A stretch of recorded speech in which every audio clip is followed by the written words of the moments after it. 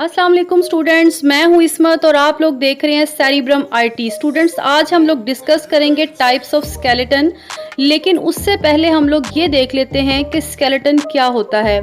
Students, जिस तरह से चारपाई की रस्सियों को टिकने के लिए लकड़ी या लोहे के फ्रेम की ज़रूरत होती है, या आप यूं कह लें कि जिस तरह से आपकी फ़ोटो को वॉल के साथ हैंग होने के लिए फ्रेम की ज़रूरत होती है, बिल्कुल उसी तरह से तमाम लिविंग ऑर्गेनिजम्स को ना सिर्फ अपनी शेप बल्कि अपनी बॉडी की सपोर्ट के लिए भी एक टफ और रिजिड फ्रेम चाहिए होता है, और इसी फ्रेम को हम लोग कहते हैं स्केलेटन।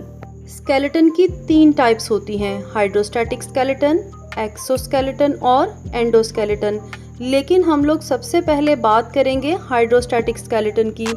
स्टूडेंट्स, कुछ लिविंग ऑर्गेनिज्म ना सिर्फ अपनी बॉडी की शेप को मेंटेन करने के लिए बल्कि अपने शिकार को पकड़ने के लिए और लोकोमोशन करने के लिए अपनी बॉडी के इंटरनल फ्लूइड्स को यूज़ करते हैं। इस इंटरनल फ्लूइड को आप लोग सिलोमिक फ्लूइड भी कहते हैं, और इसकी मदद से लिविंग ऑर्गेनिज्म अपनी बॉडी की शेप को मेंटेन करते हैं।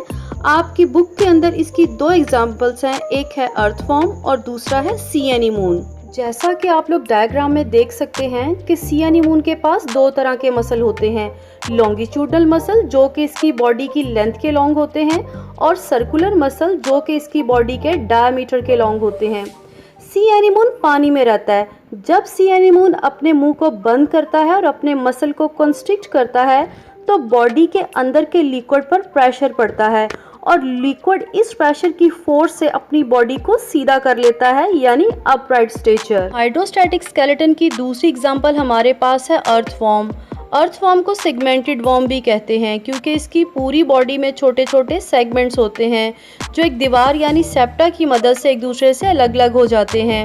अर्थवॉर्म की बॉडी के हर सेगमेंट में फ्लूइड फिल्ड कैविटी होती है, जिससे ये ना सिर्फ अपनी बॉडी की शेप को मेंटेन करता है बल्कि लोकोमोशन भी करता है। स्टूडेंट, जिस तरह से सी एनीमून के पास 2 तरह के मसल उसके इंटरनल फ्लूइड पर प्रेशर डालकर फोर्स बना रहे थे, बिल्कुल उसी तरह से अर्थवॉर्म के पास भी 2 तरह के मसल होते हैं, लॉन्गिट्यूडनल मसल और सर्कुलर मसल। जब ये अपने लॉन्गिट्यूडनल मसल को कॉन्ट्रैक्ट करता है तो इसकी बॉडी छोटी यानी शॉर्ट हो जाती है, और जब ये अपनी बॉडी के सर्कुलर मसल को कॉन्ट्रैक्ट करता है तो इसकी बॉडी लंबी हो जाती है, और इसी तरह से अपनी बॉडी को शॉर्ट और लॉन्ग करके ये लैंड पर मूव करता है, और अपने बैलेंस को मेंटेन करने के लिए और सॉइल को ग्रिप करने के लिए ये काइटन के बने हुए छोटे छोटे ब्रिसल्स यूज़ करता है, यानी कांटानुमा पाँव, जिसे हम लोग सीटी भी कहते हैं। नेक्स्ट टाइप हमारे पास आ जाती है एक्सोस्केलेटन। एक्सोस्केलेटन जिस्म से बाहर होता है क्योंकि ये बॉडी के इंटरनल सॉफ्ट पार्ट्स की प्रोटेक्शन कर रहा होता है, तो इस वजह से ये बहुत मजबूत होता है। लेकिन क्या आपको पता है कि एक्सोस्केलेटन नॉन लिविंग होता है, लेकिन इसको बनाने वाले सेल लिविंग होते हैं जिनको एक्टोडर्मल सेल्स भी कहा जाता है। एक्सोस्केलेटन इनवर्टिब्रेट के जिस ग्रुप में पाया जाता है उसमें सबसे पहले आ जाते हैं मुलस्क, जिनमें एक्सोस्केलेटन को इनका शेल भी कहा जाता है। अगर ये शेल 1 पीस का है तो ये गैस्ट्रोपोड्स हैं, लेकिन अगर ये शेल 2 पीस का बना है तो ये जानवर कहलाएंगे बाइवेल्विया।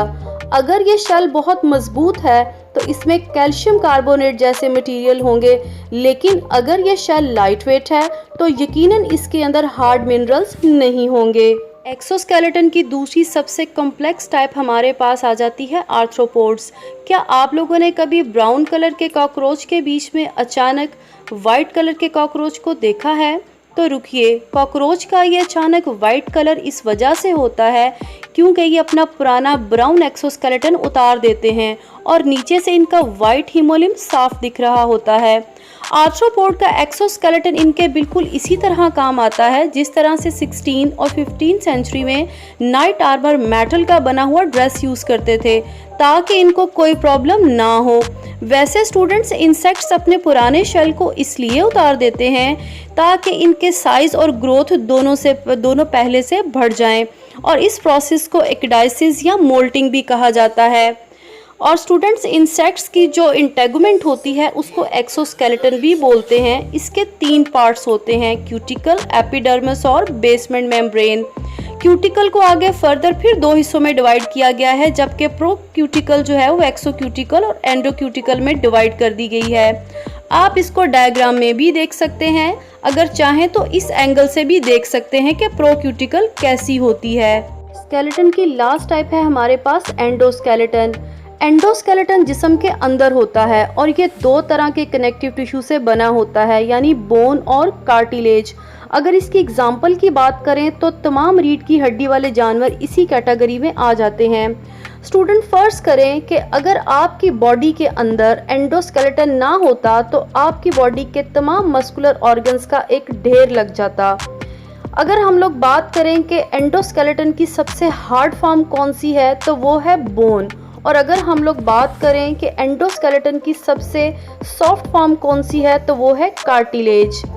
स्टूडेंट्स, क्या आपको पता है कि हमारी बॉडी की सबसे बड़ी बोन थाई बोन यानी कि फीमर है, और सबसे छोटी बोन हमारे कान के अंदर पाई जाती है जिसे स्टैपीज कहा जाता है। स्टूडेंट्स, बोन हमारी बॉडी को शेप भी दे रही होती हैं और हमारी बॉडी की प्रोटेक्शन भी कर रही होती हैं।